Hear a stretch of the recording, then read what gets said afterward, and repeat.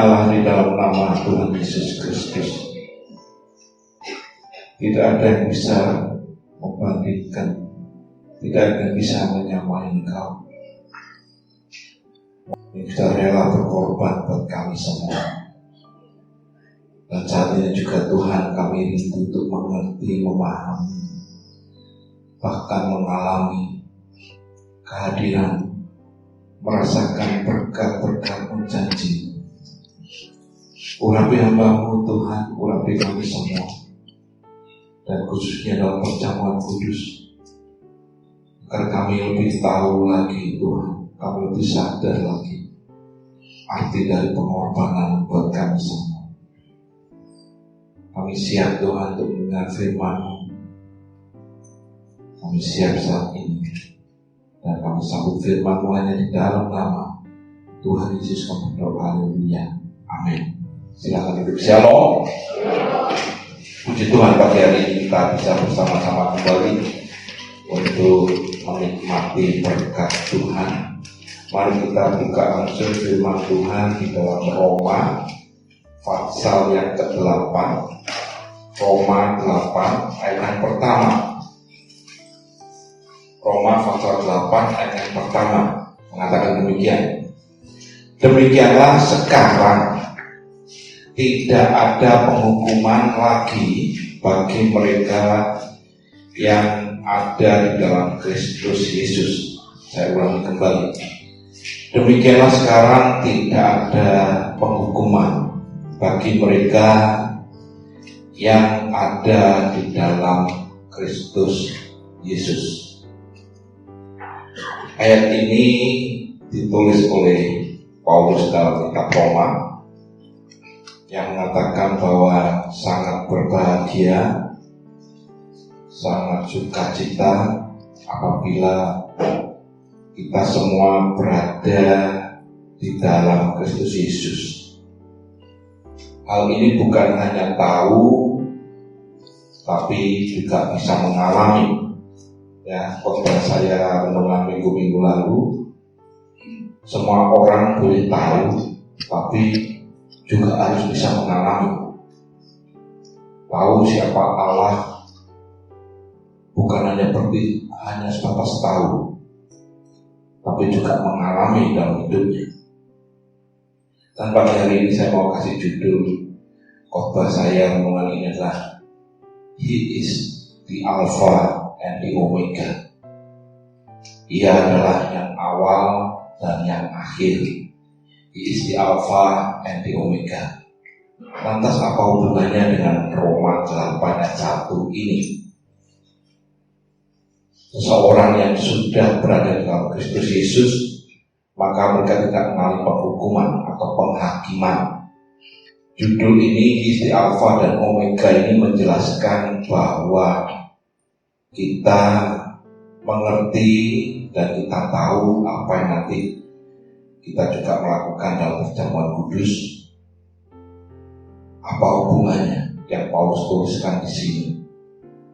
Kita baca terlebih dahulu di dalam Wahyu pasal 1 ayat yang ke-8.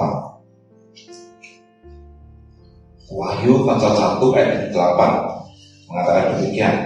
Aku adalah Alfa dan Omega, firman Tuhan Allah, yang ada dan yang sudah ada dan yang akan datang, yang maha kuasa. Wahyu ini ditulis oleh Yohanes ketika ia berada di Pulau Patmos, yang menjelaskan bahwa semua yang dia lihat, yang dia dengar, itu merupakan wahyu yang dari Kristus, yang dari Yesus Kristus. Jadi bukan hanya wahyu dengar lantas tulis, tapi nggak tahu asal usulnya dari mana.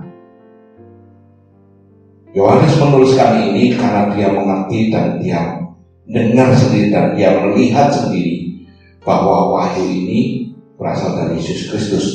Maka dalam Wahyu pasal 1 ayat yang kedua, Wahyu pasal 1 ayat yang kedua, Yohanes telah bersaksi tentang firman Allah dan tentang kesaksian yang diberikan oleh Yesus Kristus, yaitu segala sesuatu yang telah dilihatnya. Jadi ketika dia melihat, ketika dia mendengar, maka dia menuliskan semua. Ini semua asalnya dari Yesus Kristus. Maka kembali dalam ayat yang ke-8 menerangkan bahwa aku adalah Alfa dan Omega, firman Tuhan Allah. Ayat ini menerangkan dengan adanya 3 dimensi waktu, yaitu dimensi waktu yang pertama adalah Alfa, dimensi waktu yang kedua adalah Omega, dan dimensi waktu yang ketiga adalah apa saudara? Firman Tuhan Allah itu. Makanya dijelaskan selanjutnya, maka yang ada dan yang sudah ada di Alfa dan yang akan datang di Omega. Jadi ada 3 dimensi waktu yang Yohanes lihat, dan nanti akan dijelaskan oleh Paulus mengenai dalam Roma 8 ayat 1, ya, itu menjelaskan semuanya. Di Alfa itu yang sudah ada, dari dulu sudah ada, dan yang ada ditulis di sini. Yohanes sengaja menuliskan yang ada terlebih dahulu. Kenapa kok nggak menyebutkan yang sudah ada, yang di Alfa, ya, menegaskan sini yang ada dan yang sudah ada.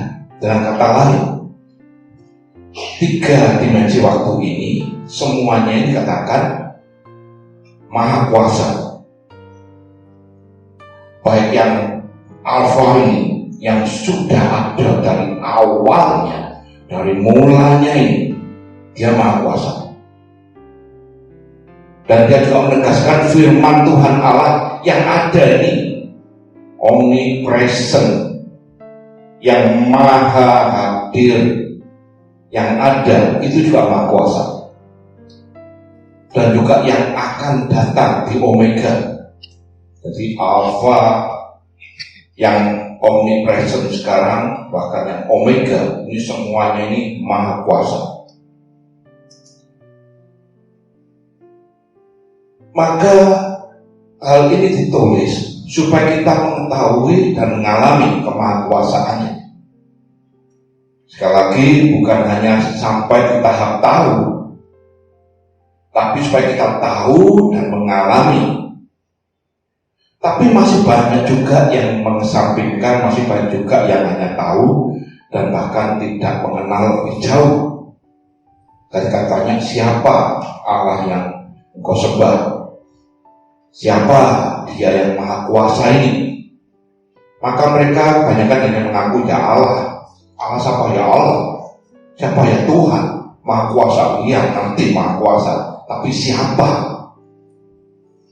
Kalau firman ini menegaskan yang Alfa, yang hadir saat ini, bahkan yang Omega. Paulus juga menulis tentang hal ini supaya mengingatkan kepada kita semua tentang yang maha kuasa ini, yaitu di dalam Kisah Rasul 17 ayat 23 mengatakan demikian.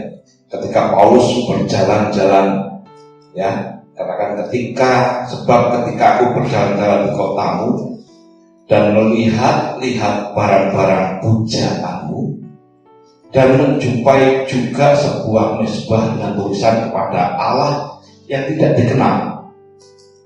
Apa yang kamu sembah tanpa mengenalnya, itulah yang kuberitakan kepada kamu. Jadi Paulus ketika berjalan-jalan di Athena, di Areopagus, maka dia menjumpai banyak orang di sana yang sudah tahu tapi tidak mengalami. Maka mereka masih menyembah barang-barang pujaannya. Dalam hal ini ada 2 model penyembahan yang terjadi pada saat itu, dan ini juga bisa terjadi juga saat ini. Banyak orang yang sudah tahu tapi mengesampingkan Allah yang Maha Kuasa. Mereka hanya menyembah, mereka hanya senang, mereka hanya meninggikan, memuja barang-barang pujaan. Barang-barang pujaan bukan berarti lantas rupa patung yang geger gitu, lantas kau sembah, bukan itu yang dimaksud. Lebih jauh lagi, barang pujaanmu itu bisa berupa posisimu, kedudukanmu, kekayaanmu, cucumu kah, anakmu kah, pacarmu, pekerjaanmu, semua yang menjadi barang-barang pujaanmu. Sehingga mereka mengatakan pada Allah yang tidak dikenal, mereka mengesampingkan Allah yang Maha Kuasa. Model penyembahan yang kedua, mereka mengenal Allah, mengaku mengenal Allah, tapi tidak mengalami, tidak merasakan kemahakuasaannya. Bahkan dengan kata lain, tindakannya ini menolak. Coba tampilkan dalam Titus pasal yang pertama ayat yang ke-16. Titus pasal yang pertama ayat yang ke-16. Mereka mengaku mengenal Allah, mengenal Allah, ya, tapi dengan perbuatan mereka menyangkal Dia. Mereka keji dan durhaka dan tidak sanggup berbuat sesuatu yang baik. Mengesampingkan mereka tahu mengenal Allah, tapi tidak mengalami secara pribadi. Hal ini juga ditegaskan di dalam Hosea, kitab Nabi Hosea pasal 4 ayat yang ke-6. Paulus mengutipnya dari situ, dari surat ke Titus, lantas mengutip dari Hosea 4 ayat 6. Umatku binasa karena tidak mengenal Allah. Karena engkaulah yang menolak pengenalan itu. Jadi yang menolak pengenalan itu umatnya. Mereka mengaku mengenal tapi tidak mengalami. Mereka mengaku mengenal tapi tidak kenal dengan sesungguhnya. Engkaulah yang menolak pengenalan itu.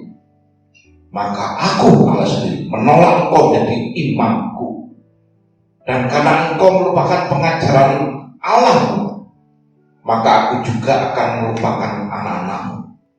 Lagi Paulus ketika berjalan-jalan melihat masih ada barang-barang pujaannya. Kalau saat ini misalkan saya datang ke rumah saudara lantas melihat barang-barang pujaanmu, bukan berarti lantas barang ada patung, ada penyembahan, bukan. Sehingga banyak orang nanti akan lebih mengutamakan barang pujaannya ini daripada mengenal Allah dengan sesungguhnya. Dikatakan dalam Titus, mereka mengenal, tapi dalam tingkah lakunya mereka menyangkal. Nah, kenapa Paulus menjelaskan ini dulu? Supaya kita semua, baik dari Yohanes yang menulis dalam Wahyu, juga Paulus nanti menulis dalam Kisah Rasul, mengajak kita semua untuk sekali lagi tahu dan mengenal serta mengalami. Tahu, mengenal, ya, minggu lalu tahu dan harus mengenal. Tapi sekarang harus mengalami. Mengalami apa? Kemahakuasaannya tadi. Wahyu mengatakan yang sudah ada, yang ada sekarang, bahkan yang akan datang, supaya kita tahu, mengenal, dan mengalami semuanya ini. Sekarang kita bahas tentang kemahakuasaannya dari yang awal. Di Alfa. Sebagai Alfa, kita harus tahu, kita harus mengenal, dan juga kita mengalami. Di Alfa ini adalah yang sudah ada, yang awal semuanya. Kita baca Roma 1 ayat 20. Roma 1 ayat 20 katakan demikian. Sebab apa yang tidak nampak daripadanya, yaitu kekuatannya yang kekal dan keilahiannya, dapat nampak kepada pikiran dari karyanya sejak dunia diciptakan, sehingga mereka tidak dapat berdalih kembali. Sekali lagi ketika kita berbicara tentang di Alfa, sang awal ini, yang mulai sebagai Allah, sang pencipta, maka firman Tuhan katakan tidak ada satu manusia pun yang dapat melihat Allah. Ada. Mereka akan mati binasa apabila melihat Allah secara langsung. Maka firman ini menegaskan apa yang tidak nampak daripada kita bisa kelihatan, yaitu apa? Kekuatannya, keilahiannya. Maka dia bisa nampak kepada kita semua melalui pikiran dari karyanya semua, karya yang diciptakan. Maka manusia bisa melihat, oh ternyata ini ada Allah yang menciptakan, ada di Alfa ini, yang awal semuanya. Maka kita bisa melihat betapa besar, maha kuasa, yang Wahyu dikatakan maha kuasa, sehingga manusia ini tidak bisa berdalih. Sungguh maha kuasa, iya. Maka Paulus menyatakan kemahadahsyatannya ini. Paulus menjelaskannya dan dia mengutip dari kitab Nabi Yesaya. Kita buka Kisah Rasul dulu. Kisah Rasul 17 ayat 24. Kemahadahsyatannya, kemahakuasaannya yang di Alfa ini dulu ya. Kisah 17:24. Kisah 17 ayat 24. Katakan Allah yang telah menjadikan bumi dan segala isinya. Ia yang adalah Tuhan atas langit dan bumi, tidak diam dalam kuil-kuil buatan tangan manusia. Di sini menjelaskan Allah yang di Alfa ini, Allah yang dari awal ini. Paulus mengutip ini dari kitab Nabi Yesaya 42 ayat yang kelima. Tolong tampilkan Yesaya 42 ayat yang kelima mengatakan demikian. Beginilah firman Allah Tuhan yang menciptakan langit dan membentangkannya, yang menghamparkan bumi dengan segala yang tumbuh di atasnya, yang memberikan nafas pada umat manusia yang mendudukinya, dan nyawa pada mereka yang hidup di atasnya. Oh, ini menyatakan di Alfa, menyatakan yang awal, kemahadahsyatannya, ilahiannya, kekuatannya yang luar biasa dinyatakan dalam hal ini. Yaitu apa? Menciptakan langit dan membentangkannya, seolah-olah langit bagaikan hamparan permadani itu ya, hamparkan, dibentangkan semua. Kalau kita berbicara langit itu yang bagaimana ya? Banyak orang katakan langit itu yang biru itu loh, kelihatannya biru. Bukan, saudara. Kalau saudara naik pesawat terbang, maka saudara melihat yang biru ketika saudara tinggi, maka yang biru itu hilang, yang kelihatan cuma awan.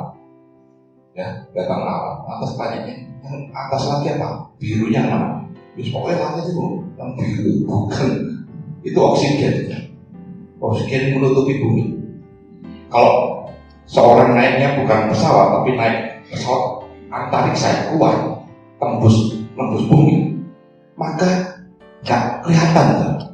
Yang langit biru itu yang mana? Atas mana, bawah mana, gak tahu. Semua gelap kabeh sing atas sendiri gak ngerti. Yang utara mana, selatan mana gak tahu. Karena semua diciptakan ya. Dia menciptakan langit dan membentangkannya.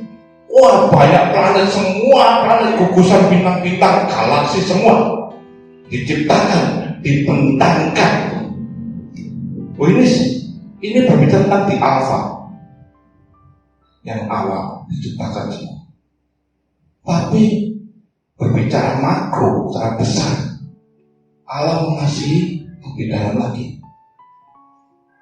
Maka dia mengatakan menghamparkan bumi masuk lebih dalam.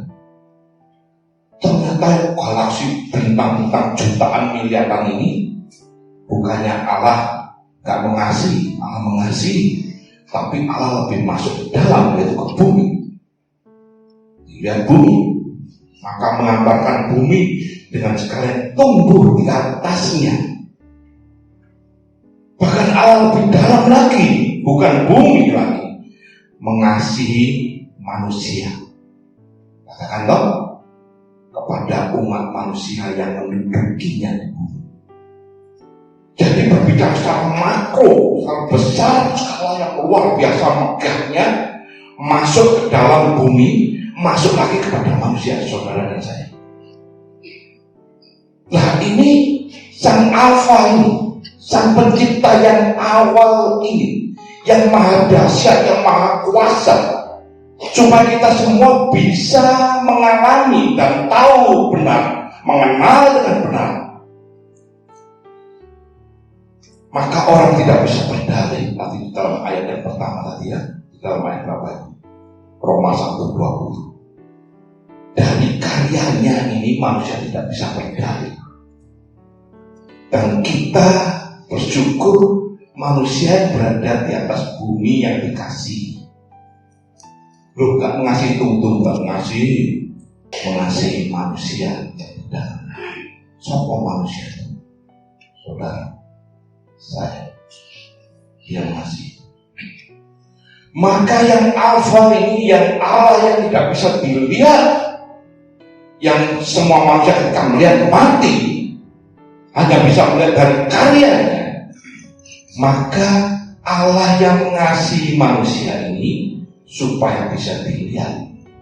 Maka Yohanes 1 ayat 1, firman itu bersama dengan Allah, dan firman itu adalah Allah minggu lalu ya. Maka firman ini harus jadi manusia yang sudah ada. Maka sekarang harus terjadi yang ada. Di Alfa yang maha kuasa harus hadir, ada sekarang, omnipresent, maha hadir. Maka Wahyu 1 ayat 8 tadi mengatakan semuanya Alfa Omega yang ada sekarang ini maha kuasa. Saya tahu katakan yang maha kuasa.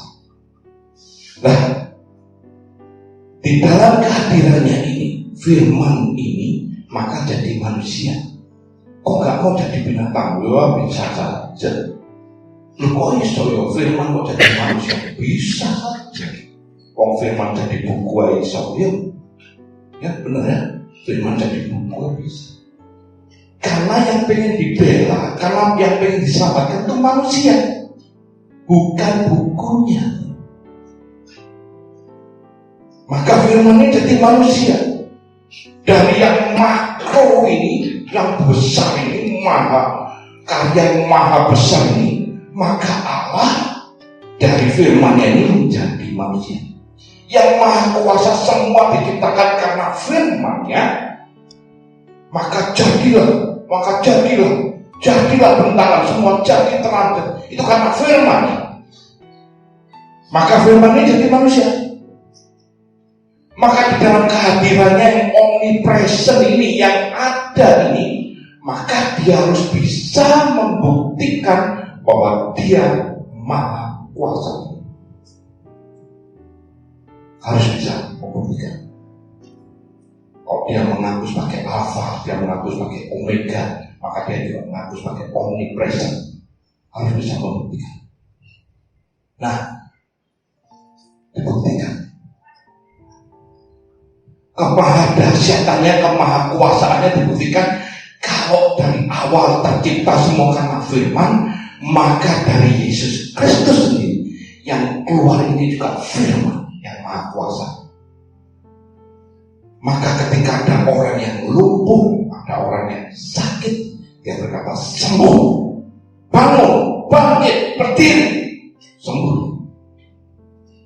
Karena yang keluar dari mulutnya firman sesungguhnya, bangkit, sembuh. Yang buta, katakan pergi, tunjukkan pada imam, pergi sembuh. Firman yang berkuasa, firman yang jadi manusia dikatakan maha kuasa, omnipresent, kehadirannya ada di segala waktu. Yang bisu, yang tuli sembuh, bisa melihat, bisa mendengar. Yang terkena kutukan, kusta dan sebagainya ditahirkan, semua bisa. Bahkan penyakit tahunan,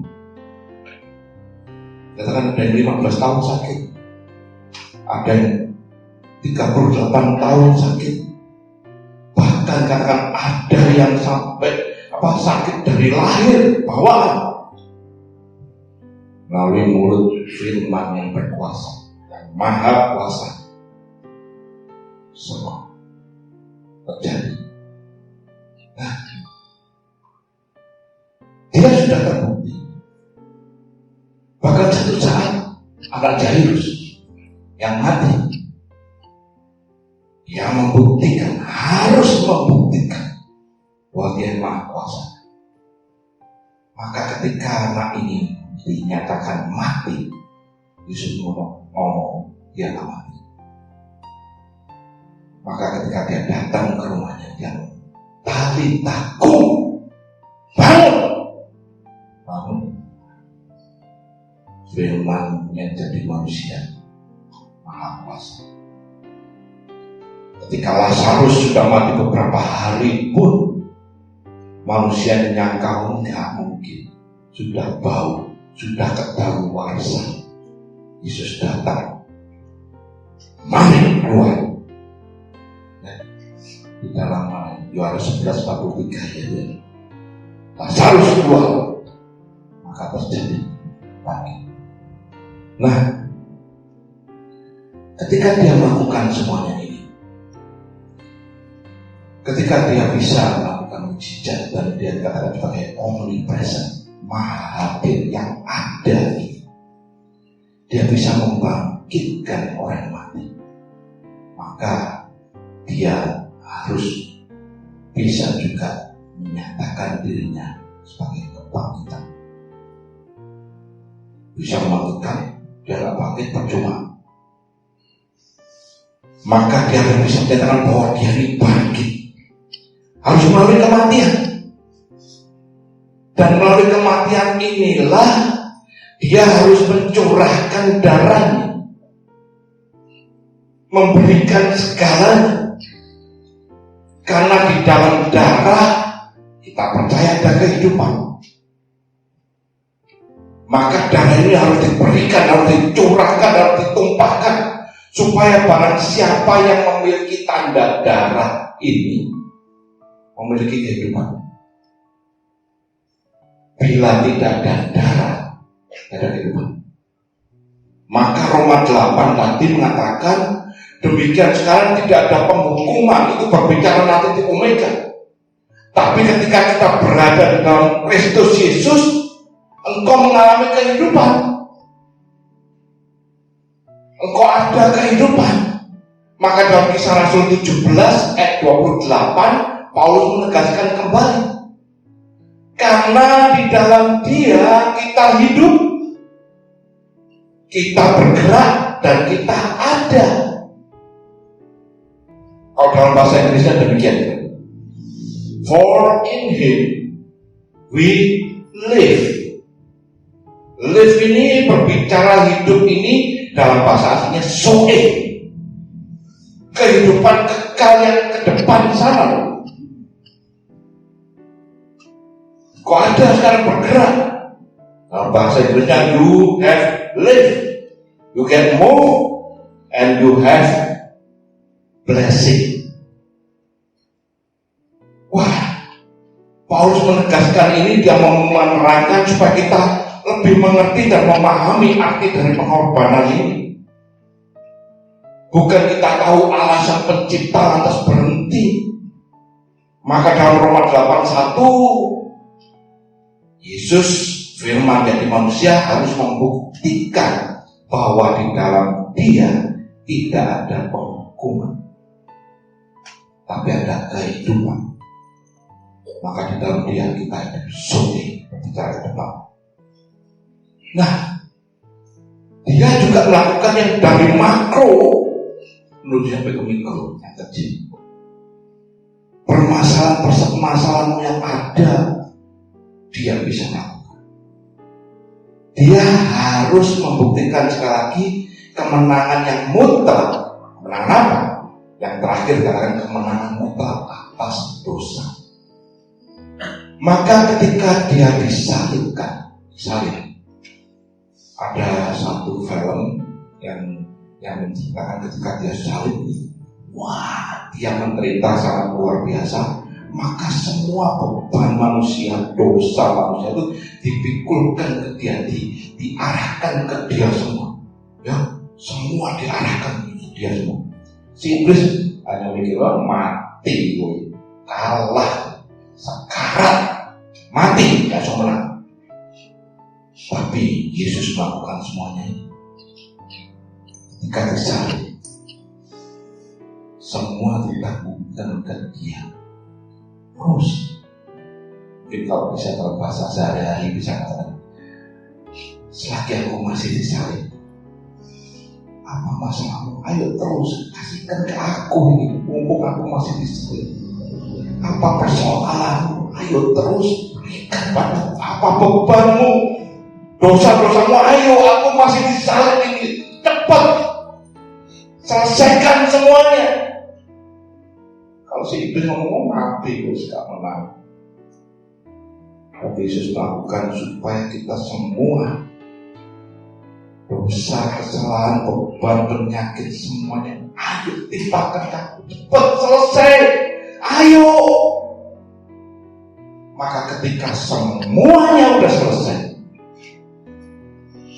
masih adakah yang masih belum diserahkan sama Yesus? Yesus ngomong, ayo cepat serahkan pada dia. Maka ketika sudah semuanya, maka dia berseru dalam Yohanes 19 ayat 30, selesai dan selesai, finish semua. Mengambil semua permasalahan. Dia harus berkorban karena melalui darahnya saudara dan saya memperoleh hidup sore ke depan. Dia yang alfa, bukan hanya menciptakan, tapi dia mengasihi yang hadir sekarang sebagai omnipresent. Dia harus melakukan supaya kita semua bisa memperoleh di alfa, omega, apa yang terakhir, sebagai omega yang akhir. Kisah Rasul 17 ayat yang ke-26b. Kisah Rasul 17 ayat yang ke-26b. Ia telah menentukan musim-musim bagi mereka dan batas-batas kediaman mereka. Kita sambung loncat ayat yang ke-31. Karena ia telah menetapkan suatu hari pada waktu mana ia dengan adil akan menghakimi dunia. Oleh siapa? Oleh seorang yang telah ditentukannya. Sesudah ia memberikan pada semua orang, memberikan anaknya yang tunggal ini, suatu bukti tentang hal itu dengan membangkitkan dia dari antara orang mati. Dia diberikan, dia harus mati, darahnya harus tercurah supaya menerima ini memperoleh kehidupan suri, dan dia harus bangkit sebagai saksi yang hidup. Maka di dalam Wahyu pasal 1 ayat yang kelima, Wahyu 1 ayat yang kelima, dan dari Yesus Kristus saksi yang setia, yang pertama bangkit dari antara yang mati dan yang berkuasa atas raja-raja bumi ini. maka dia harus bisa menyatakan dia adalah Omega yang akhir. Untuk apa dia melakukan pengorbanan ini? Supaya menyelamatkan saudara dan saya. Roma 8:1, di dalam dia tidak ada penghukuman. Ketika kita menerima tanda darah, ada tanda kehidupan, maka menghadapi Omega semua telah ditetapkan untuk menghadapi penghakiman. Tapi ketika kita berada di dalam dia, engkau akan mengalami penghakiman. Ini yang Yohanes rindukan yang terjadi, yang Paulus juga tegaskan, supaya kita bukan hanya tahu Sang Pencipta, kenal biasa, tapi kita mengenal juga dalam Yesus Kristus yang sudah memberikan segalanya, more than enough. Dia memberikan semuanya kepada ciptaannya, khususnya kepada yang di bumi, khususnya kepada manusia, supaya memperoleh kehidupan. Maka sekali lagi perjamuan kudus bukan hanya kita mengharapkan kuasa kesembuhan ilahinya. Memang itu masih terjadi, tapi kita bersyukur dengan adanya darah yang tertumpah, maka kita memperoleh kehidupan dan menyongsong di Omega. Kita memperoleh sesuatu yang istimewa. Dalam dia aku percaya tidak ada penghukuman. Di dalam dia aku percaya ada kehidupan. Maka dia yang sudah berkorban menyelamatkan saudara dan saya, untuk kita memperoleh segalanya. Segala sesuatu diberikan, more than enough. Bahkan tidak ada penghukuman dalam Yesus Kristus. Maka kita tidak menganggap remeh darah yang kudus. Dia sanggup melakukan segalanya, bahkan sampai hidup yang kekal. Amin. Mari kita berdoa. Engkau sungguh baik. Engkau sebagai pencipta kami, tapi kami lebih bersyukur lagi Engkau mengasihi kami sebagai umat-umat. Engkau yang sudah berkorban mati buat kami. Darah-Mu yang tercurah supaya kami memperoleh kehidupan, supaya kami memperoleh Zoe. Kami percaya Engkau yang omnipresent, yang maha hadir, dimanapun berada Engkau hadir, dan kami bisa mengalami dan merasakannya. Terima kasih Tuhan untuk pengorbanan. Terima kasih Tuhan atas darah-Mu yang tercurah buat kami. Maka kami percaya saat ini pun kami memperoleh segalanya dari apa yang sudah Engkau lakukan buat kami. Puji nama-Mu. Hanya Engkaulah sebagai pujaan dalam penyembahan kami. Terpuji nama-Mu, kami boleh menikmati berkat-Mu yang luar biasa. Dan sebentar juga kami akan berpisah pulang. Maka kiranya penyertaan-Mu, perlindungan-Mu terjadi sehingga kami boleh mengalami kuasa-Mu. Maka sekarang kami mengangkat tangan kami berserah kepada-Mu, dan biarlah Engkau turun tangan memberkati setiap kami.